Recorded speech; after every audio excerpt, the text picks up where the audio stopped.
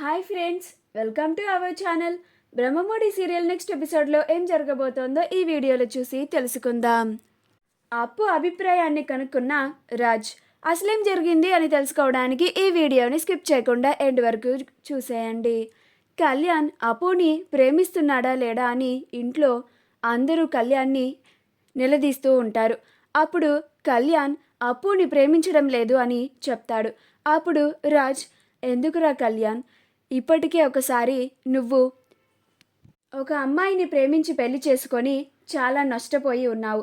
ఈసారి నీ జీవితం మళ్ళీ అలా అవ్వకూడదని నేను చాలా అనుకుంటున్నాను. నువ్వు ఇప్పుడైనా కానీ నువ్వు అప్పుని ప్రేమిస్తున్నానని నిజం ఒప్పుకొని అప్పుని పెళ్లి చేసుకో, నీకు నేను అండగా ఉంటాను అని అంటాడు. అయినా సరే కళ్యాణ్, నేను అప్పుని ప్రేమించడం లేదు, అప్పు సంతోషమే కావాలి. కేవలం అప్పు పెళ్ళైన తర్వాత నాతో మునుపటిలాగా మాట్లాడదు, నేను అప్పుతో మాట్లాడలేను అని నేను ఇంతలాగా బాధపడుతున్నాను అన్నయ్య అని అంటాడు.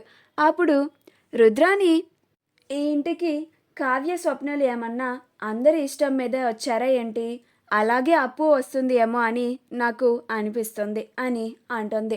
అప్పుడు స్వప్న, నేను నిన్ను ఒక అత్త అని కూడా చూడను ఇంకా అని అంటుంది. అప్పుడు రాహుల్ ఏయ్ అని స్వప్న మీదకి అరుస్తాడు. అప్పుడు స్వప్న, ఏంటి, నువ్వు కూడా మీ అమ్మకి తోడుగా తయారయ్యావా? పైగా మీ అమ్మని ఒక్క మాట అనేసరికి ఏ అని నా మీద పడుతున్నావు అని అంటుంది. అప్పుడు రాహుల్, మా అమ్మ చెప్పిన దాంట్లో తప్పేముంది అని అంటాడు. అప్పుడు స్వప్న కావ్యని ఎలా ముసిగేసి కూర్చోబెట్టింది మీ అమ్మే కదా అని అంటుంది. నువ్వేమో నన్ను మోసం చేసి నన్ను వదిలించుకుందామని అనుకున్నావుగా అని అంటుంది. అప్పుడు రాహుల్ నోరు మూస్తాడు. అప్పుడు అపర్ణ, ఇప్పుడు కళ్యాణ్ అందరికీ క్లారిటీ ఇచ్చాడు కదా ధాన్యలక్ష్మి, ఇంక నువ్వు నా కోడలిని నిందిస్తే మాత్రం నేను అస్సలు ఊరుకోను అని అంటుంది. అప్పుడు ప్రకాశం, ఇంకా బుద్ధున్నదే అయితే ఆ పని చెయ్యదులే వదినా అని అంటాడు. ధాన్యం, ఇంకా నువ్వు ఇక్కడ ఉండి నిందించింది చాలు, ఇంకా లోపలికి వెళ్ళు. కళ్యాణ్కి ఇంకో పెళ్ళి చేద్దామనే మాట మళ్ళీ తీసుకురాకు.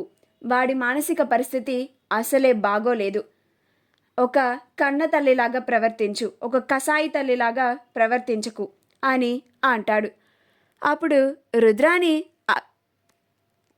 విన్నావా ధాన్యలక్ష్మి, నువ్వు కళ్యాణ్కి ఇంకో పెళ్లి చేస్తానంటే కసాయి తల్లిలాగా ప్రవర్తించకు అని చిన్నన్నయ్య అంటున్నాడు అని అంటుంది. అప్పుడు ప్రకాశం, ఏం రుద్రాని, దీని వెనక నీ హస్తం కూడా ఉందా ఏంటి అని అంటాడు. అప్పుడు రుద్రాని ఏం మాట్లాడకుండా మౌనంగా ఉంటుంది. ఇంకా అందరూ అక్కడి నుంచి వెళ్ళిపోతారు.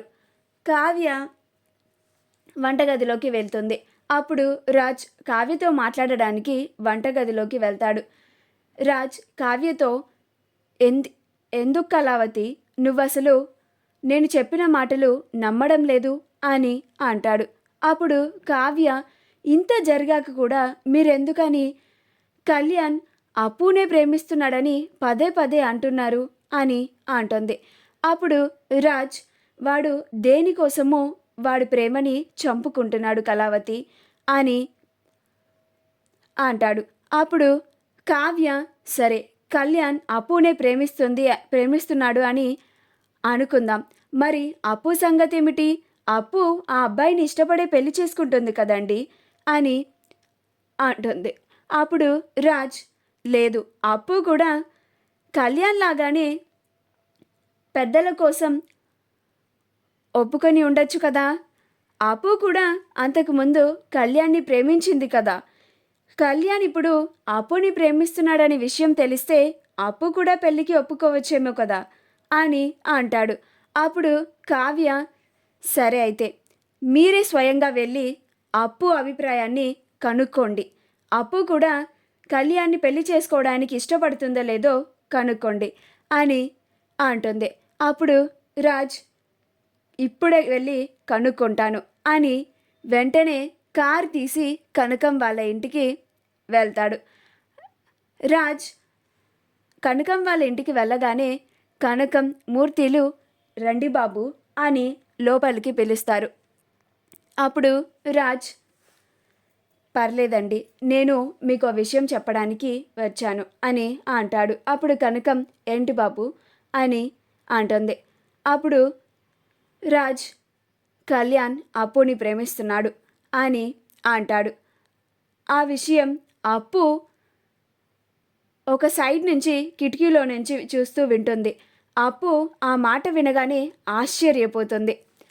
కానీ ఇప్పుడు తాను ఏం చేయలేని పరిస్థితిలో ఉంది అని చాలా బాధపడుతూ ఉంటుంది. అప్పుడు రాజ్, నేను ఈ విషయం గురించి అప్పుతో మాట్లాడాలి అని అనుకుంటున్నాను అని అంటాడు.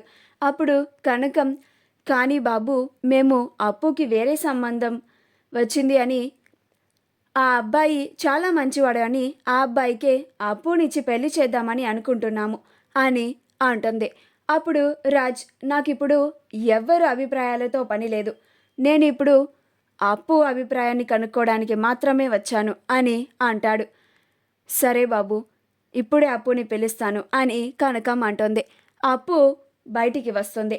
అప్పుడు రాజ్, చెప్పప్పు, నువ్వు కూడా కళ్యాణ్ని ఇప్పటికీ ఇష్టపడుతున్నావా అని అంటాడు. అప్పుడు అప్పు, లేదు బావా, నేను వచ్చిన సంబంధాన్నే పెళ్లి చేసుకుంటున్నాను, ఇది నా ఇష్టం మీదే జరుగుతుంది అని అంటుంది. అప్పుడు రాజ్, ఎందుకు అప్పు, మీరిద్దరూ ఇలాగా మీ ప్రేమని చంపుకొని మీ జీవితాలని మీరే నాశనం చేసుకుంటున్నారు అని అంటాడు.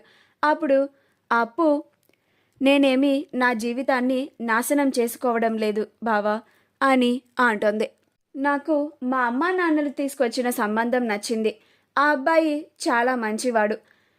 నేను ఆ సంబంధం చేసుకుంటే మా అమ్మా నాన్నలు కూడా చాలా సంతోషంగా ఉన్నారు. ఇప్పటి వరకు నా విషయంలో వాళ్ళిద్దరూ కష్టాలు పడింది, అవమానాలు పడింది చాలు అని అంటుంది. అప్పుడు రాజ్, చూడప్పు, కళ్యాణ్ నిన్ను ప్రేమిస్తున్నాడని నాకు అర్థమైంది. కనీసం నువ్వైనా నోరు విప్పి వాడిని ప్రేమిస్తున్నాను, మీరిద్దరూ పెళ్లి చేసుకోవడానికి నీకు ఇష్టమే అని ఒక్క మాట చెబితే దగ్గరుండి నేనే మీ పెళ్లి పెద్దగా నిలబడి మీ ఇద్దరికి పెళ్లి జరిపిస్తాను అని అంటాడు.